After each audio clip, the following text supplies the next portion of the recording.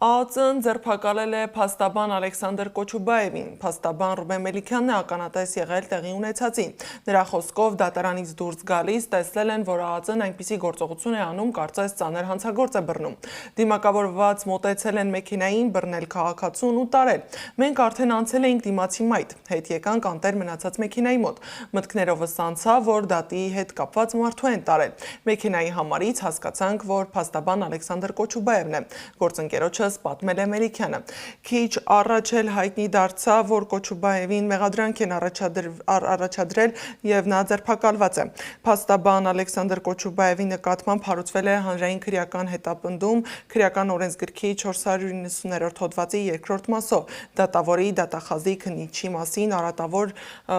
արատավորող նշված անձանց իրավունքներին, օրինական շահերին այլ վնաս պատճառող տեղեկություն հրապարակելը կապված նշված անձանց օրինական ծառայողական կամ մասնագիտական գործունեության հետ։ Նա ձերբակալվել է։ ABC մեդիային հայտնեցին քննչական կոմիտեից։